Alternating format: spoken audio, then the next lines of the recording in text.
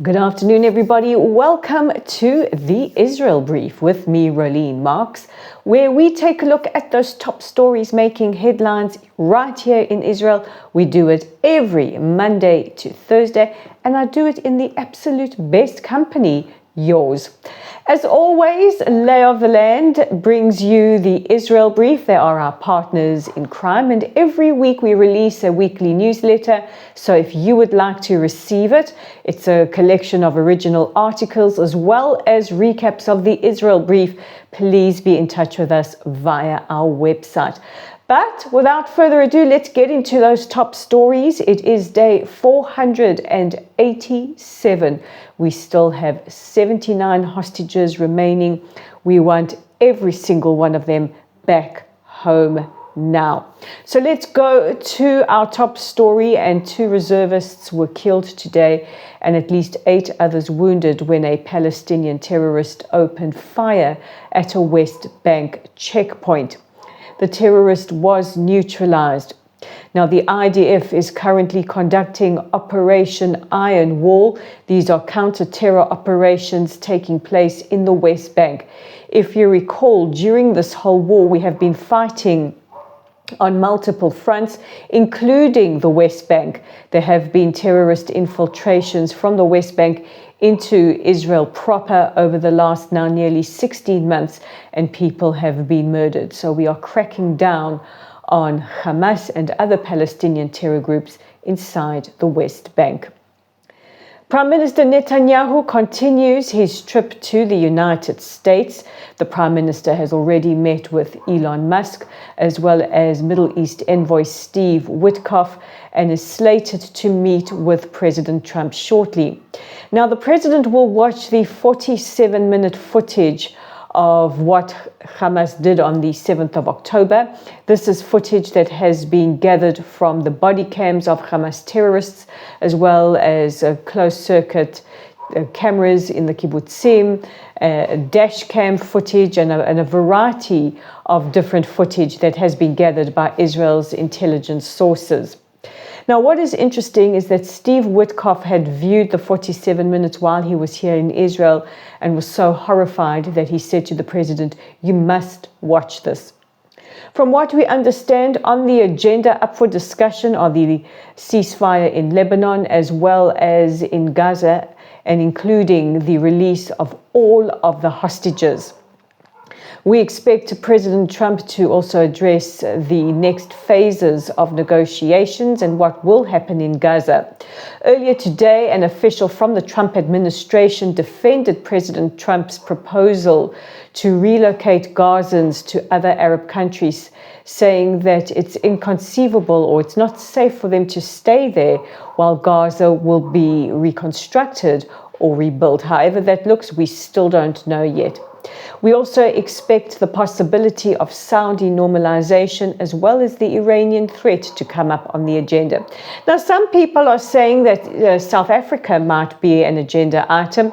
I don't know. I haven't heard any official murmurings, but let's see what comes out of it. The Prime Minister will also meet with other officials, including the US Speaker of the House, the National Security Advisor Mike Waltz, evangelists and other community members.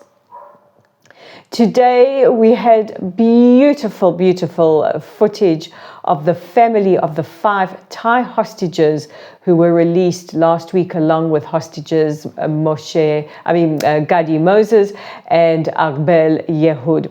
The 5 Thai workers were kidnapped from various kibbutzim on the 7th of October and held by Hamas terrorists for nearly 480 days.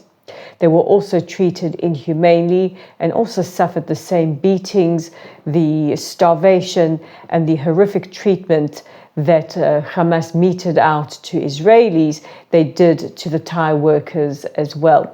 Now, Israel's Ministry of Foreign Affairs has covered the costs of the flights and the travel for the family members to arrive, and some really beautiful scenes coming from the hospitals earlier today as they were joyfully reunited with their families.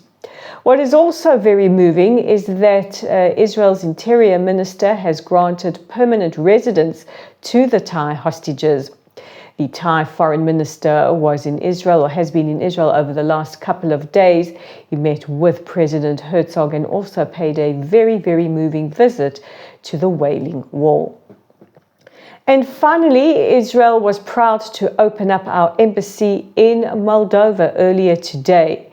The Foreign Minister Gideon Saar is in the capital of Moldova and said that this is a historic milestone that is an important step in strengthening our bilateral relations with Moldova.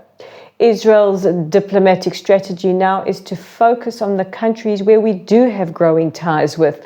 Just several weeks ago, I mentioned we were opening an embassy in Zambia. Now it is in Moldova, and Israel will look to expand and build on those ties with countries that are willing to expand their bilateral ties with us. So those are our top stories. Let's take a question. It's one that has been asked before, but I suppose it's very, very relevant now, especially as we are in a ceasefire. It comes from Valerie in London, who says, is it safe enough to visit Israel? Valerie, it's perfectly safe. It's perfectly safe. We have a lot of flights resuming. I think British Airways are resuming any minute now. So if you want to fly from London on British Airways as an alternative to El Al, I know they are resuming flights. I think Wizz Air has resumed flights. Ryanair will be resuming flights. It is perfectly safe. We really encourage people to come to Israel. Come and see the situation for yourself. Speak to Israelis. Hear from us firsthand. And of course, let's grow that all-important tourism. So thank you for asking that, Valerie, and welcome to Israel, all of you who are deciding to make Israel a great destination to vacation. Those are our top stories for today. Don't forget to check out our website at www.layoftheland.online. Our Facebook/Meta page is at LOTLSITE at Lotl Site. Our YouTube channel is right here at the Israel Brief. If you like us, please hit that subscribe button. We are on Instagram at Rolene Marks. In fact, I think it's Instagram at Rolene_Marks.